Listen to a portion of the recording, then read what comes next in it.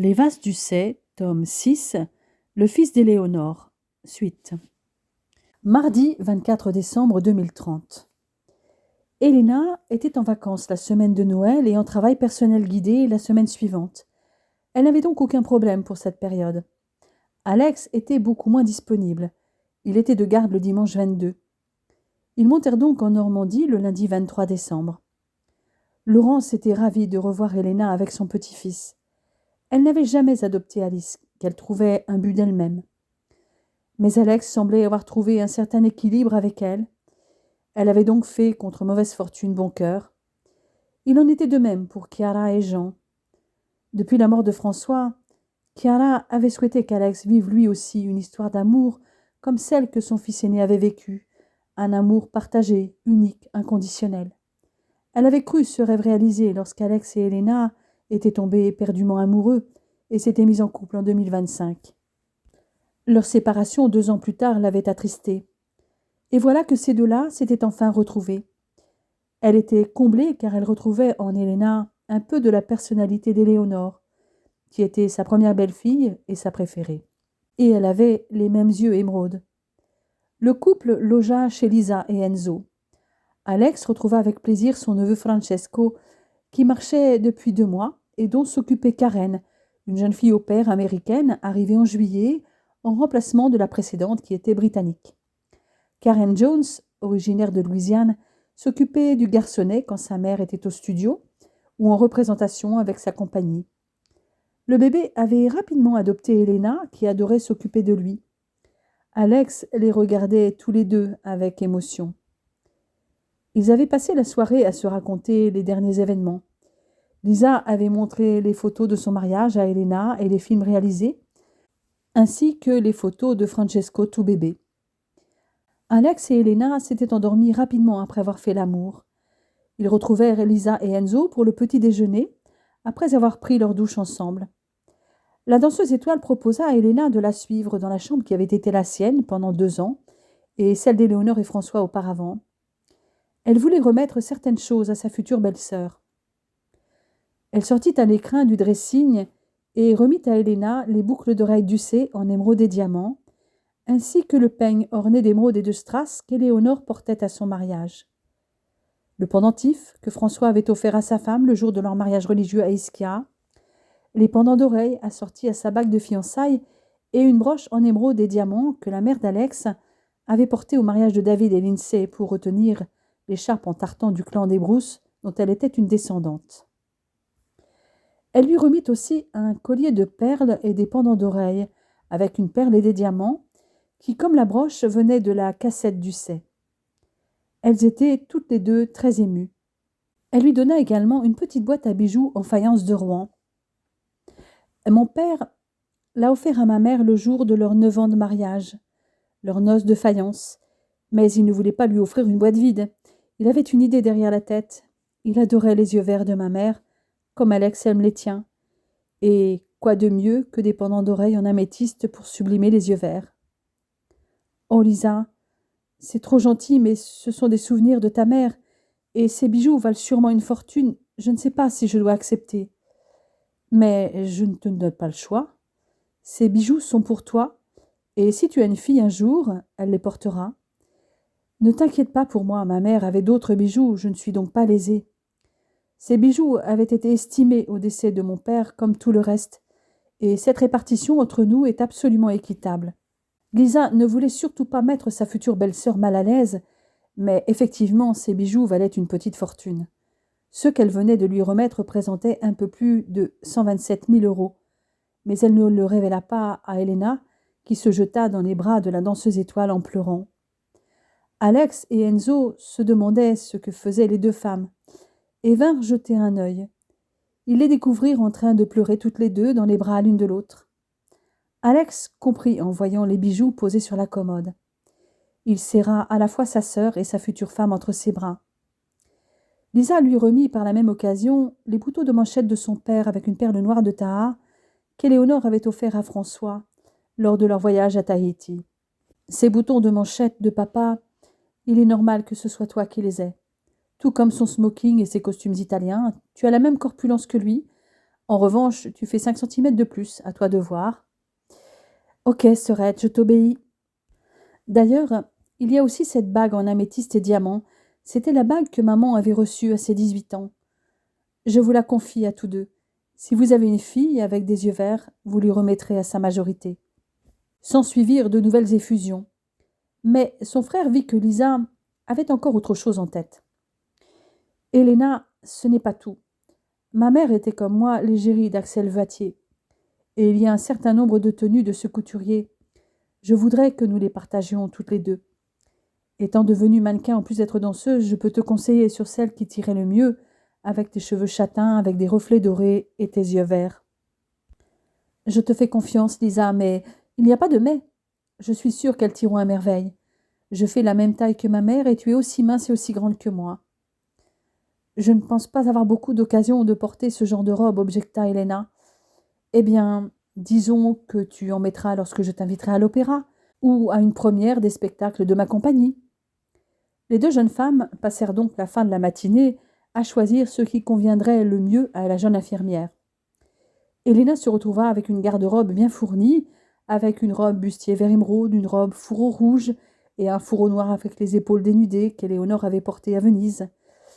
Vinrent s'y ajouter la robe en satin duchesse vert émeraude au corsage corseté et à la jupe doublée de tulle qu'elle avait portée au mariage de David et Lindsay, la robe courte d'un violet profond avec un corsage en tulle et dentelle pailletée et une jupe évasée en mousseline qu'elle avait portée au mariage de Laurent et Gabriella, des tailleurs pantalons avec les tops assortis, les sacs et aussi les escarpins, car elle faisait exactement la même pointure qu'Éléonore et Lisa.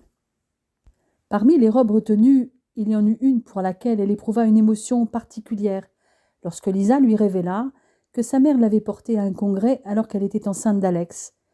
Il s'agissait d'une robe courte rose pâle en mousseline de style empire au corsage plissé à encolure carrée, avec des manches courtes ballons, dont la taille haute était décorée de paillettes. Lisa y ajouta plusieurs robes d'Axel Vattier. Une robe rouge à manches longues et un décolleté en V profond retenu par un anneau. Une robe longue bustier émeraude avec une jupe drapée et un profond décolleté en V. Une robe bleu indigo lamée asymétrique très ajustée avec une seule manche et une jupe drapée. Mais les deux plus belles robes étaient sans conteste deux robes haute couture. La première avait été créée spécialement pour Éléonore à l'occasion du mariage de Steph. Une de ces robes dont Axel Vattier avait le secret, fluide, en gergé satin, de couleur émeraude, fendue très haut et avec de larges bretelles en dentelle brodée, laissant les épaules et le dos en partie dénudés. Ma mère l'avait voulu de cette couleur pour l'assortir à ses bijoux fétiches, ceux que je viens de te remettre. Avec cette robe, elle arborait des sandales argentées à bout ouvert, avec une bride à la cheville et décorée de cristaux, et un sac de cocktail assorti. Et c'est là, avec les chaussures qui vont avec. Je suis certaine que tu vas être magnifique. Vraiment, Lisa, c'est beaucoup trop. Enfile-la. Je veux que tu te rendes compte à quel point tu es belle, Helena. Tu n'as même pas l'air d'en avoir conscience. La jeune femme obtempéra face à l'insistance de sa belle-sœur. Lisa la maquilla et la coiffa avant de l'amener devant le miroir.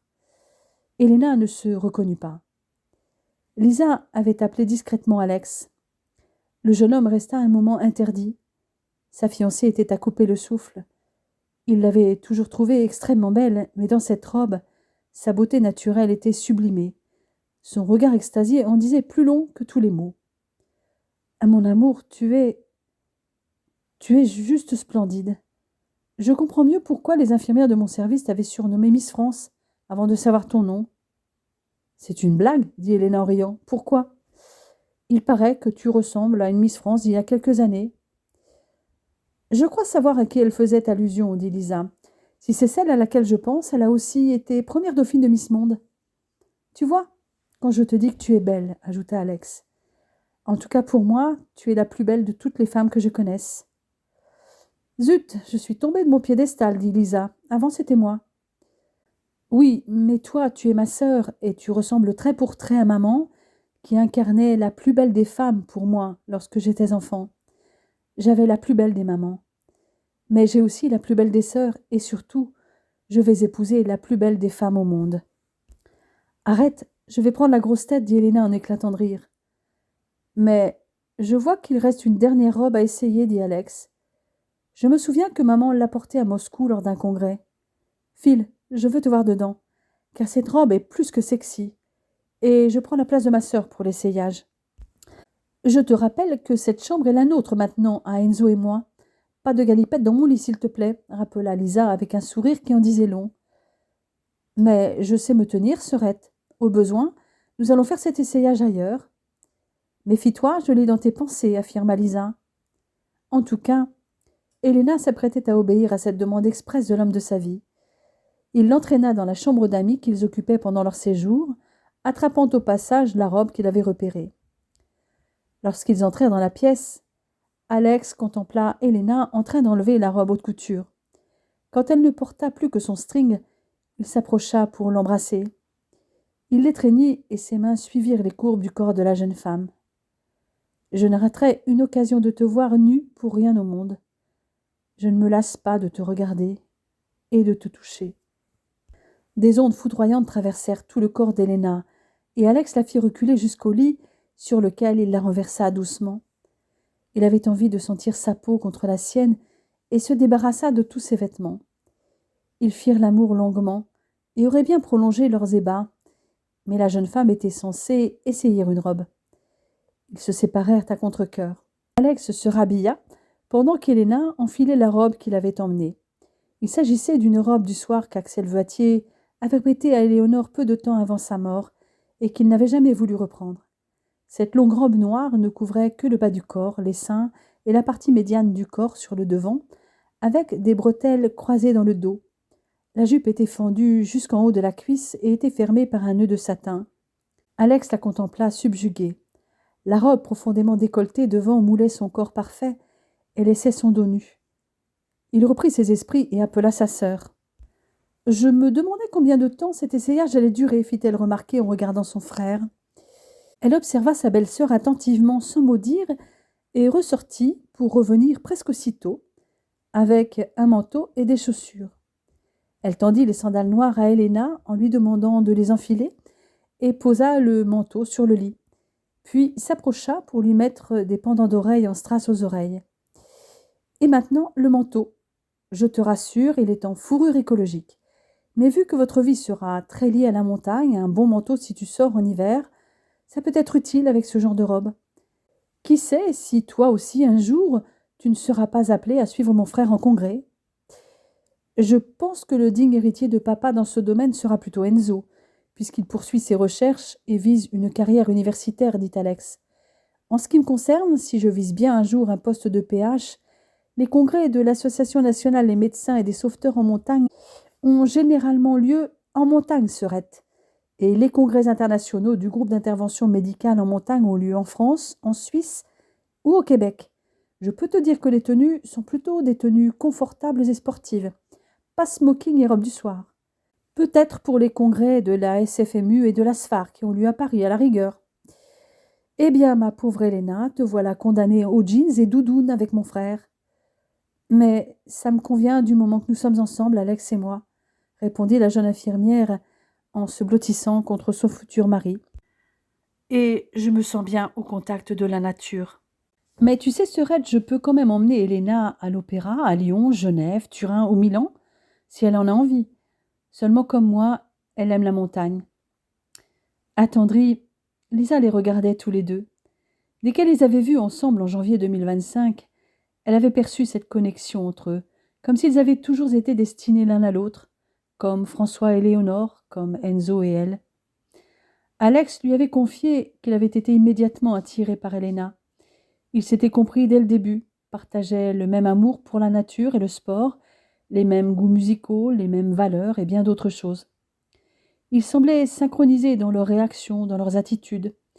L'un sans l'autre, ils se sentaient vides. Et surtout, avec Helena, il se sentait libre d'être lui-même. Pendant leur séparation, ils avaient cherché à combler ce vide sans y parvenir. L'un en cherchant parmi des clones très imparfaits de celle qu'il aimait toujours comme un fou, et l'autre en se dirigeant vers une personne très différente, un homme plutôt effacé alors qu'Alex avait un charisme évident sur les autres. À cet instant, ils se regardaient tous les deux et plus rien d'autre n'existait autour. Ils étaient seuls au monde, dans leur bulle. Lisa referma la porte. Toute la famille était réunie pour le réveillon.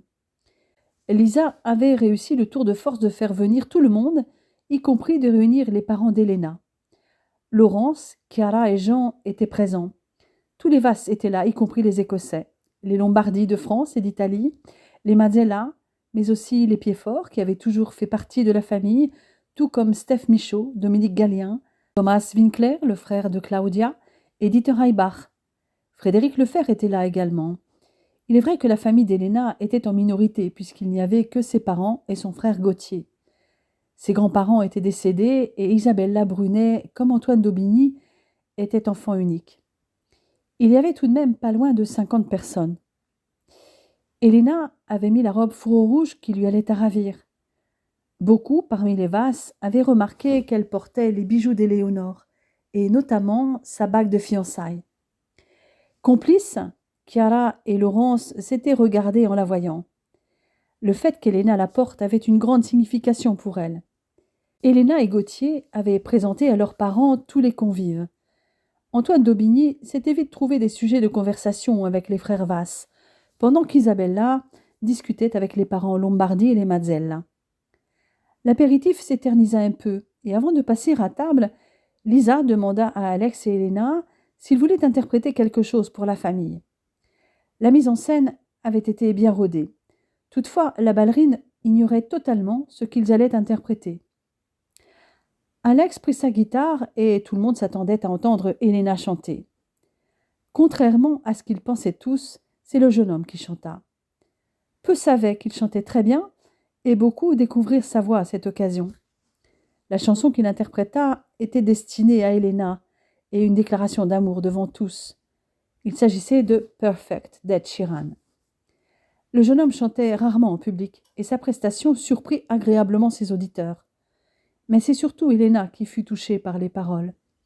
Elle avait les larmes aux yeux lorsqu'il se leva à l'issue de la chanson pour la prendre dans ses bras et l'embrasser. « Je t'aime », lui dit-il tout bas. « À mon tour de te faire une déclaration à ma manière, avant d'enchaîner avec nos duos. » Elle s'assit au piano et chanta l'hymne à l'amour, une chanson qui toucha les grands-parents d'Alex, mais aussi les plus jeunes, tant les paroles étaient révélatrices des sentiments profonds de la jeune femme. Après un nouveau baiser, ils prirent chacun leur guitare pour chanter un duo dont peu se rappelaient, à part ceux qui avaient l'âge de leurs parents, une chanson qui avait été interprétée en 2002 par Cecilia Cara et Ronan Keating, « Je t'aime plus que tout ». Ils enchaînèrent avec Sarà perché ti amo, accompagnés par tous les Italiens et aussi les non-Italiens qui connaissaient la chanson. Puis, accompagné de sa seule guitare, Alex chanta de nouveau en solo, et cette fois, tous les convives virent où ils voulaient en venir tous les deux avec un titre révélateur de Bruno Mars, « Marry You ». Ils finirent sous des applaudissements nourris. Ils se levèrent tous les deux, la main dans la main, pour saluer leurs spectateurs. Alex prit la parole. « Je pense que vous avez tous compris que j'avais demandé à Elena de m'épouser, et elle a dit oui. Je sais que ce n'était pas très conventionnel, et que j'aurais aussi dû demander sa main à son père. »« Je te l'accorde volontiers, répondit Antoine d'Aubigny. Mais tu ne prends pas que la main, Alex. Tu t'engages à prendre ma fille tout entière, avec ses qualités et ses défauts. Je prends tout. Pour moi, elle n'a que des qualités. Je voudrais faire une demande à 2 autres personnes. Lisa, ma sœur adorée, veux-tu être mon témoin?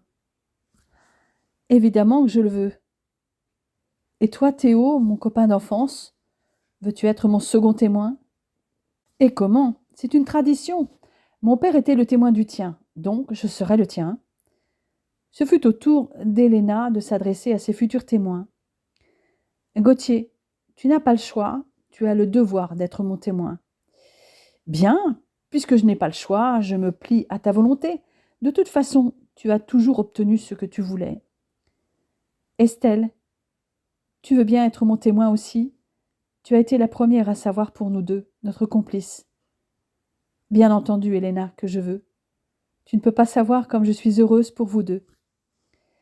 Mais dites-nous, ce mariage, il est pour quand et où? Demanda Théo.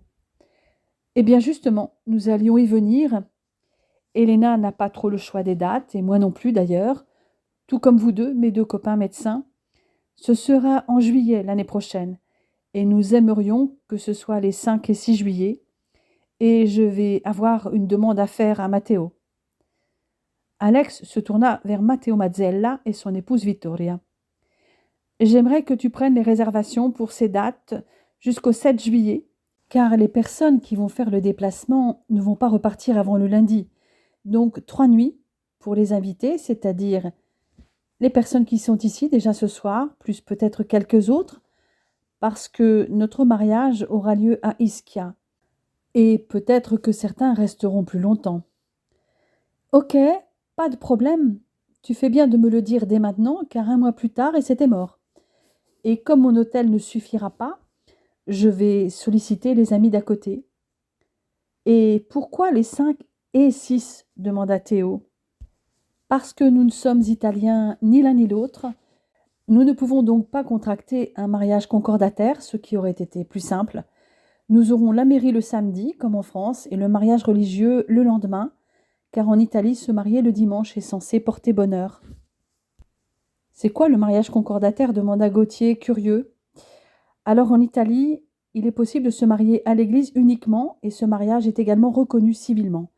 Pour faire simple, un seul endroit pour les deux, l'église, répondit Alex. C'est ça, le mariage concordataire. Mais en tant qu'étranger, si nous voulons nous marier religieusement, il faudra passer par la case mairie avant et église ensuite, comme en France. Après cette réponse, Alex et Elena se dirigèrent vers les parents d'Elena et les grands-parents d'Alex, tous ravis de la nouvelle. Les parents d'Elena insistèrent pour payer leur part pendant le mariage. Vous plaisantez, j'espère, dit Alex. Il n'en est pas question. Vous êtes mes invités, et puis vous avez vu le nombre de personnes qui composent ma famille par rapport à vous 4. Ne vous inquiétez pas, j'en ai largement les moyens. Votre fille vous expliquera. Laurence et Chiara étaient aux anges. Leurs vœux à toutes les deux se réalisaient. Elles avaient toujours adoré Elena et voulaient le mieux pour leur petit-fils. J'espérais bien que vous vous retrouveriez tous les deux, dit Laurence. Je ne te l'ai jamais dit, mais votre séparation m'avait fait beaucoup de peine. Vous êtes faits l'un pour l'autre. C'était un peu à cause de moi, expliqua Elena. Quand je suis partie, j'étais blessée, je me sentais trahie, mais j'ai découvert toute la vérité il y a peu, et la seule bêtise qu'a fait Alex ce jour-là, c'était d'avoir trop bu. Pour le reste, c'est moi qui me suis emballée. Mais j'étais incapable de l'oublier, je l'aime, et ça ne changera jamais. Crois-moi, lui non plus ne t'a jamais oublié, ajouta Chiara. Tu es son grand amour. J'ai eu peur quand il s'est mis avec cette Alice, mais il s'est vite rendu compte tout seul qu'elle n'était pas toi. Il avait cru te retrouver en elle physiquement et encore vaguement. En plus, elle était insupportablement égocentrique. Laurence ne l'aimait pas non plus. Ah ça, je ne l'appréciais pas du tout. Elle était imbue d'elle-même, méprisante avec les autres. Je n'ai jamais vu quelqu'un d'aussi peu empathique, à tel point que je me demandais comment ça pouvait se passer avec les futures mamans dont elle s'occupait. Cette séparation a finalement eu du bon, constata Alex, même si j'en ai souffert. Elle nous a permis d'être sûrs de nos sentiments, puisque, même à distance et pendant plus de 3 ans, nous n'avons jamais cessé de nous aimer. En tout cas, tous les deux, vous nous faites un beau cadeau avec ce mariage, précisa Jean. Il va falloir que nous tenions jusque-là, car nous ne sommes plus tout jeunes. En ce qui me concerne, ce sera peut-être le dernier mariage auquel j'assisterai. Ne dis pas ça, papy, dit Alex. Tu es encore en pleine forme pour tes 89 ans. Lisa rappela tout le monde pour la distribution des cadeaux de Noël, surtout pour les 2 seuls enfants de l'assemblée, Francesco et Giulia, 5 ans, la fille de Lucrezia et Ugo Giordano. Vendredi 3 janvier 2031. Le couple était reparti vers Grenoble dès le 27 décembre, car Alex était de garde le samedi. Les cousins d'Alex étaient descendus à Saint-François pour la seconde semaine des vacances de Noël. Ils avaient débarqué par surprise pour le réveillon de la Saint-Sylvestre chez Alex. Le jeune médecin était de garde toute la journée du 31 et avait trouvé son appartement envahi en rentrant. Serena était avec Théo et avait emmené Adam, ainsi que sa cousine Ariana, la fille de sa tante Monica et de Sean, le frère de Lincevas, mère de Léo et Ayla. Les 2 jeunes Écossais n'étaient pas là, mais devaient arriver le 2 janvier à Saint-François. Gauthier et Estelle étaient venus avec Stéphania, la cousine de la jeune femme et de Théo. Alex n'était pas non plus rentré seul, puisqu'il avait convié un autre interne des urgences à se joindre à lui et Elena. Ben, ou plutôt Benjamin Artaud, interne de première année, était originaire d'Albertville et n'était pas reparti chez ses parents pour cette fin d'année, puisqu'il avait travaillé jusqu'à 13h30 et était de garde le lendemain. De 3 personnes initialement prévues, ils étaient passés à 11. Heureusement, les cousins n'étaient pas venus les mains vides. Ben avait été présenté à tous les autres convives. Il avait été scotché d'apprendre que la danseuse étoile Lisa Vaz-Ducé était la propre sœur de son collègue et nouvelle amie. Il s'était retrouvé entouré de filles plus jolies les unes que les autres, dont 2 étaient célibataires. La brune Stéphania Lannet, aux yeux bleus, et la blonde Ariana McKenna, aux yeux noisettes. La première était une littéraire qui se destinait à la traduction, et la seconde, une scientifique passionnée de botanique et de protection de l'environnement. Toute la soirée, elle papillonna entre les deux, sans décider laquelle lui plaisait le mieux. Le même groupe s'était retrouvé dans le chalet de Saint-François. Étaient venus se greffer Léo et Ayla, arrivés d'Écosse le jeudi en fin de matinée. Léo n'était pas venu seul. Depuis le mariage de Lisa, il était resté en contact avec une des jeunes collègues danseuses invitées ce jour-là. Ils s'étaient revus régulièrement depuis et avaient officialisé leur relation depuis quelques mois. Cécile Drouin, jolie brune aux yeux noirs, coryphée à l'Opéra de Paris, venait de quitter la célèbre compagnie pour rejoindre le Scottish Ballet, installé à Glasgow. 1 heure de route les séparait puisque Léo étudiait à Édimbourg. Il restait encore une année au jeune homme, après celle en cours, avant de pouvoir envisager sa spécialisation en chirurgie orthopédique. Alex avait proposé à Ben de venir à Saint-François et il avait fait un détour par Chambéry pour récupérer la meilleure amie d'Helena, Émilie, la seule qu'elle s'était vraiment faite pendant ces 3 années passées à Chambéry. Les dîners des 2 amies étaient devenus mensuels depuis qu'Helena était à Grenoble pour ses études d'IAD. Alex ne l'avait pas encore rencontrée, puisqu'elles avaient dîné ensemble une fois à Grenoble avant qu'il retrouve Helena, et la seconde fois à Chambéry alors qu'il était de garde de nuit. Et Émilie n'avait pu venir au moment du réveillon du jour de l'an puisqu'elle était encore de nuit. Au courant de toute l'histoire des 2 tourtereaux, Émilie avait connu Helena blessée lorsqu'elle avait débarqué à Chambéry, puis apaisée, mais toujours amoureuse d'Alex. Elle avait pensé que la relation avec Renaud l'avait aidée à se reconstruire et vivre sa vie sans son beau blond dont elle lui avait montré la photo. Mais l'accalmie n'avait pas duré. À peine 6 mois après avoir emménagé avec l'architecte, Helena avait de nouveau évoqué son Alex, son seul et unique amour. Émilie avait appris sans surprise la rupture entre Renaud et son ami, et elle avait hébergé cette dernière quelque temps avant qu'elle trouve son appartement à Grenoble. Les 3 Grenoblois montèrent chez Émilie prendre un café. L'infirmière de réanimation fit enfin connaissance avec le fiancé de son ami. Le voir en vrai la fit complètement changer d'avis, car jusqu'alors elle avait continué à se méfier. Helena était tellement amoureuse de son Alex qu'elle pouvait avoir été aveuglée lors de leur retrouvailles. Mais quand elle les vit ensemble, elle sut que ces 2-là étaient 2 âmes sœurs. Le charisme du jeune médecin était indéniable, et il agit aussi sur Émilie. Elle le trouva sympathique d'emblée, et Alex apprécia sa franchise lorsqu'elle lui avoua qu'elle se méfiait de cet amour inconditionnel que son ami lui vouait. Pour elle, aucun homme n'en méritait autant, car elle-même avait connu une rupture agitée. Son franc-parler amusa vraiment le médecin junior, qui ne cherchait pas à la faire changer d'avis. Elle constaterait elle-même qu'elle pouvait avoir tort. Durant le trajet, les 4 échangèrent sur leur vie personnelle et professionnelle avec beaucoup d'humour. Au chalet, ils retrouvèrent les cousins et amis d'Alex. Les seuls qu'Émilie connaissait étaient Gauthier et Estelle, qu'elle avait vus plusieurs fois lorsqu'ils étaient venus voir Helena à Chambéry. Alex et Helena lui présentèrent les autres. Ben fit connaissance avec les seuls des cousins qui étaient absents au réveillon du jour de l'an, les franco-écossais, Léo, futur chirurgien orthopédiste, sa compagne Cécile, danseuse, et sa sœur Ayla, étudiante en Master 1 en sciences biologiques. Le jeune collègue d'Alex avait déjà l'embarras du choix entre 2 des cousines, et on lui en présentait une 3e, tout aussi jolie, avec ses cheveux couleur de miel et ses yeux bleus azur. Quant à Adam, il sembla d'emblée apprécier la compagnie d'Émilie. Alex emmena Émilie et Ben s'équiper pour leurs 2 jours de ski.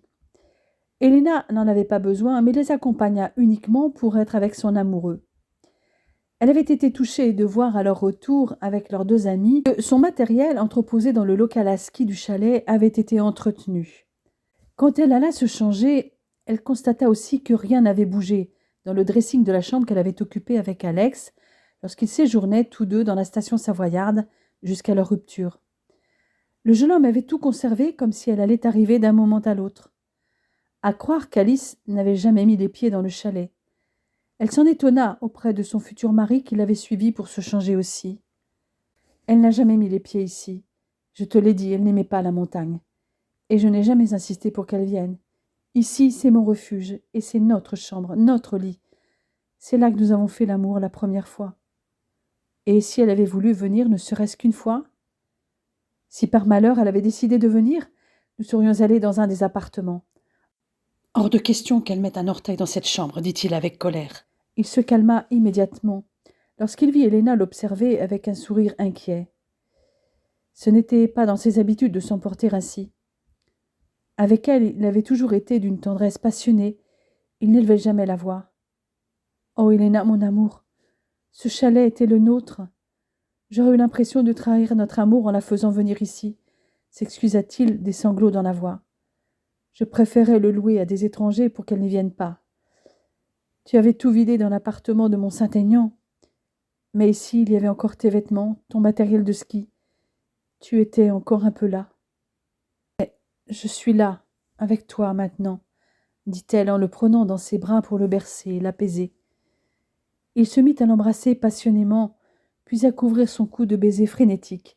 « Je t'aime, Helena, comme je n'aurais jamais pensé aimer. J'ai cru en crever quand tu es partie. » Elle aussi l'aimait plus qu'elle n'aurait su l'exprimer. Mais l'amour d'Alex paraissait soudain plus exigeant, comme s'il avait peur de la perdre de nouveau. Il l'embrassa presque avec violence, la serra si fort qu'elle eut du mal à respirer pendant quelques dixièmes de seconde. Lui, d'habitude si tendre, soucieux de son plaisir à elle, semblait dévoré de désir. Sans crier gare, elle se retrouva sur le lit, et déjà il était sur elle, ses lèvres soudées aux siennes. Sa langue se mit à fouiller sa bouche. Il lui ôta ses vêtements précipitamment, et son membre rigide trouva rapidement ce qu'il cherchait. Elle se livra à lui et s'abandonna totalement à ses assauts impétueux. Elle le désirait avec la même ardeur. Après des va-et-vient frénétiques, il cria son nom. « Helena, mon Helena, je t'aime » gémit-il.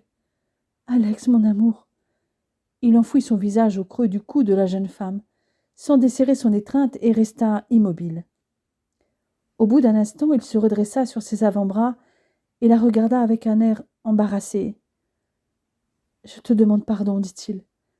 J'ai été trop rapide, je ne t'ai pas donné de plaisir. »« Oh que si j'ai eu du plaisir, tu m'en donnes à chaque fois.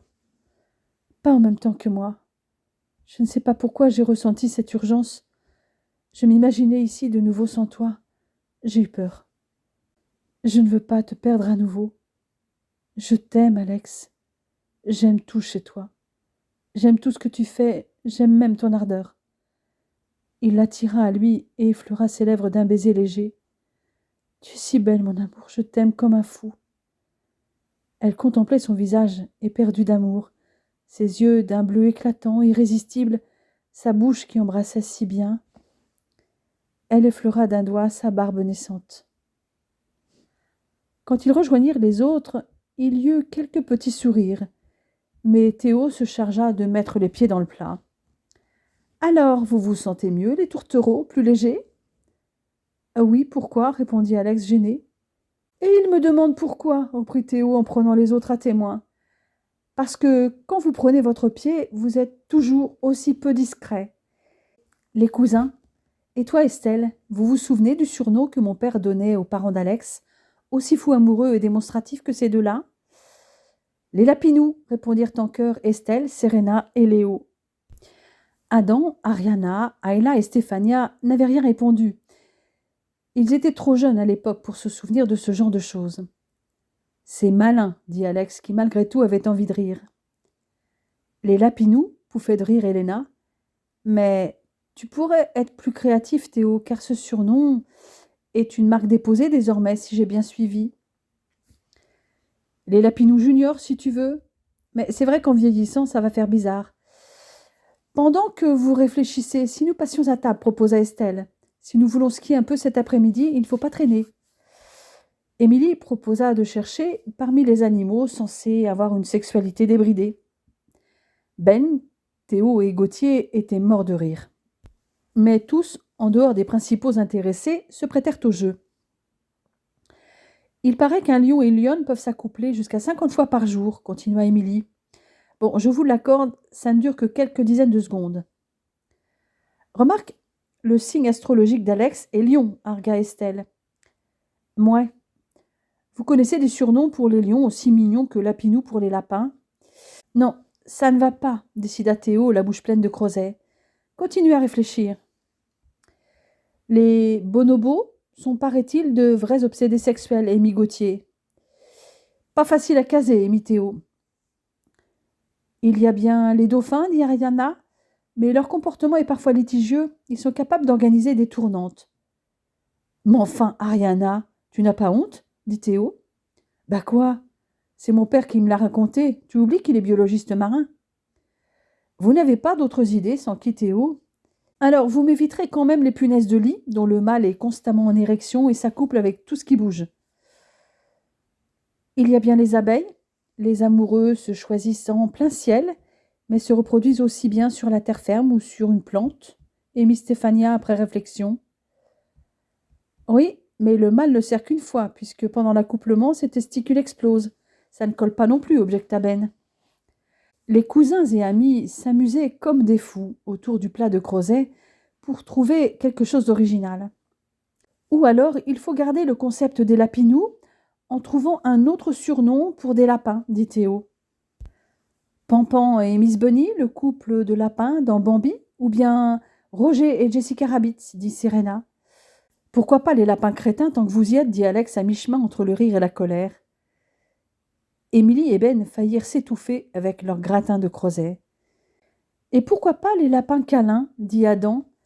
Le lapin câlin était un petit lapin gris et blanc avec de longues oreilles tombantes et des grands yeux bleus. Il chantait la chanson des bisous. Il paraît que ça me calmait quand j'étais tout petit. Vous ne vous souvenez pas? Il y a eu plusieurs clips vidéo. Il avait même une amie, Jolie Praline. Attendez, je vais vous montrer. Il sortit son smartphone et leur montra les clips sur My Channel. Certains allèrent jusqu'à trouver une ressemblance entre Lapin Câlin avec ses yeux bleus et Alex, tandis que Jolie Praline, avec son pelage marron, évoquait la chevelure d'Helena. Les rires fusaient de partout. Pendant ce temps, ils en étaient tout de même arrivés au dessert. C'est un personnage allemand à l'origine. Pour moi, c'était Schnuffel und Schnuffelinchen, insista Adam. Original, mais un peu long, décréta Théo. Maintenant que tu en parles, Adam, ça me revient, dit Stéphania. En italien, il s'appelait Kiccolo, ton lapin câlin. En revanche, sa copine, je ne me rappelle pas comment elle s'appelait. Peut-être Cocolina. On pourrait les appeler les Schnuffel Bunnies, proposa Ayla. Mieux, les Schnuffies, s'écria Léo. C'est pas mal, ça, dit Théo.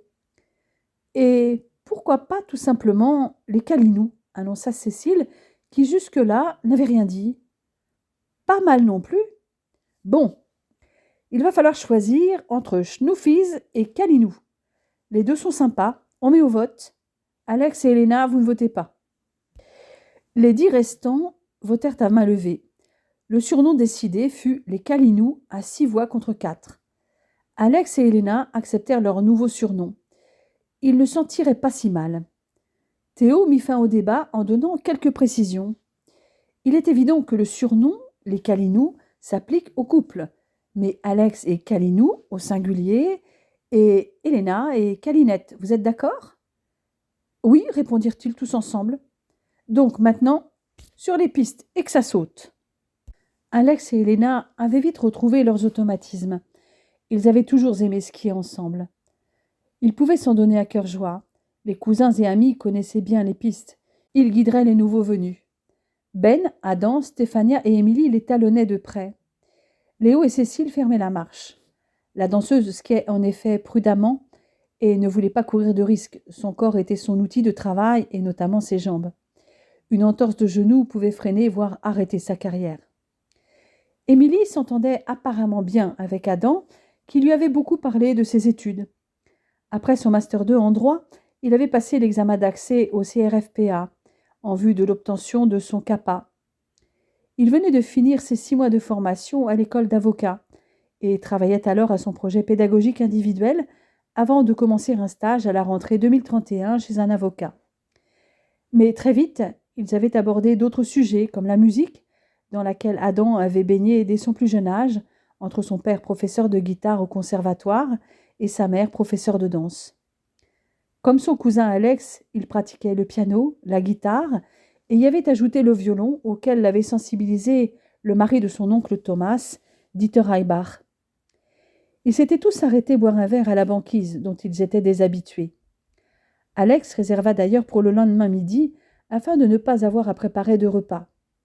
Comme souvent, le couple lança un défi pour la descente vers le centre de la station. Seul Ben eut le courage de le relever. Mais tout comme Elena, il ne parvint pas à rattraper Alex. Il avait manqué une 30aine de mètres. À leur retour au chalet, Lisa et Enzo étaient arrivés avec Francesco. Le couple avait amené aussi Nina, la sœur d'Adam, sujet à l'Opéra de Paris, et Karen, leur jeune fille au père, très bien intégrée et devenue un membre de la famille à part entière. Ben et Émilie firent la connaissance des nouveaux arrivants. Le jeune interne était de nouveau confronté à un dilemme avec cette 4e cousine, aussi jolie que les autres, avec ses cheveux flamboyants et ses yeux bleus. Mais surtout, il fit la connaissance de Lisa, la sœur de son amie, et n'en revint pas de faire la bise à une danseuse étoile de l'Opéra de Paris, et fut littéralement ébloui par sa beauté, comme il avait été par Elena la première fois qu'il l'avait aperçue. Émilie fut surprise de voir Alex se mettre à cuisiner. En l'observant, elle s'aperçut que ce n'était pas exceptionnel et qu'avec Elena, il formait un duo de choc. La jeune femme servait souvent de commis de cuisine à son compagnon, qui ce soir-là prépara des panna cotta pour le dessert du soir et un tiramisu pour le lendemain soir. Et il se mit ensuite à préparer des lasagnes maison, ainsi que des lasagnes végétariennes pour ceux qui n'avaient pas envie de manger trop lourd. « Mais dis-moi, Beaublon, je te croyais médecin, pas chef cuistot ?»« Ça fait partie de mes talents cachés, lui répondit-il en souriant. Mais je cuisine surtout italien. Si tu veux manger français, là, c'est plus le rayon d'Elena. Et qui t'a appris ? Ma mère. Puis, quand elle est décédée en 2015, mon cousin Matteo, qui est chef et propriétaire d'un hôtel à Ischia, et Luca, son fils, qui est aussi cuisinier.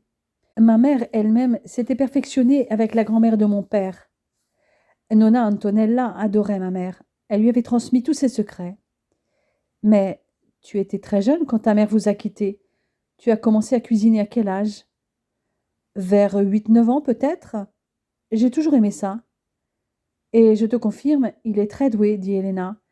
Et qui plus est, avec une mère et une sœur danseuses, il a appris à cuisiner équilibré et léger. Et des talents comme ça, il en a plein.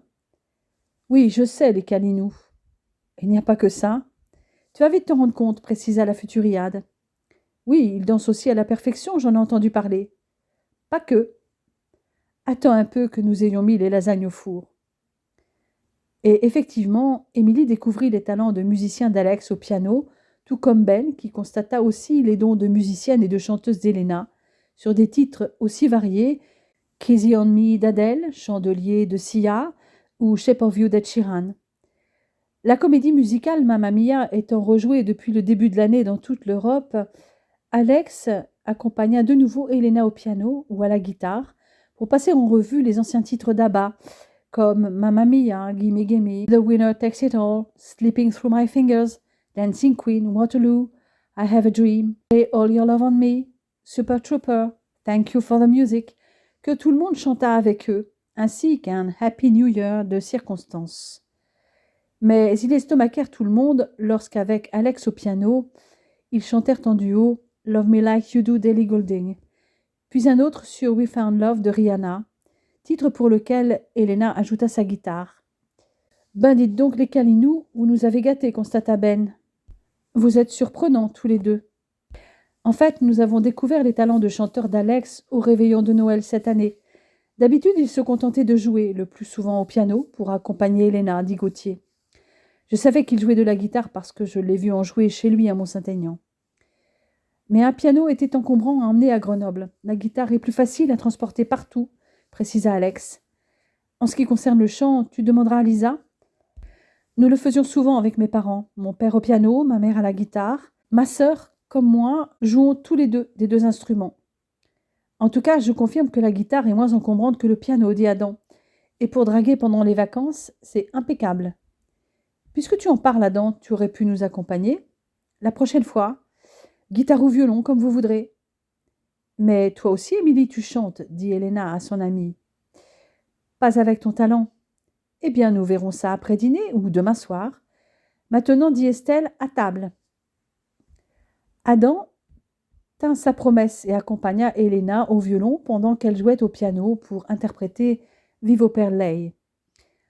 Alex la remplaça au piano pendant qu'elle chanta Adagio de Lara Fabian en italien et Adam ajouta la guitare lorsqu'elle interpréta Vivre de la comédie musicale Notre-Dame de Paris. Alex prit sa guitare à son tour pour chanter She's All I Want d'Eogan Colgan et Adam y joignit son violon.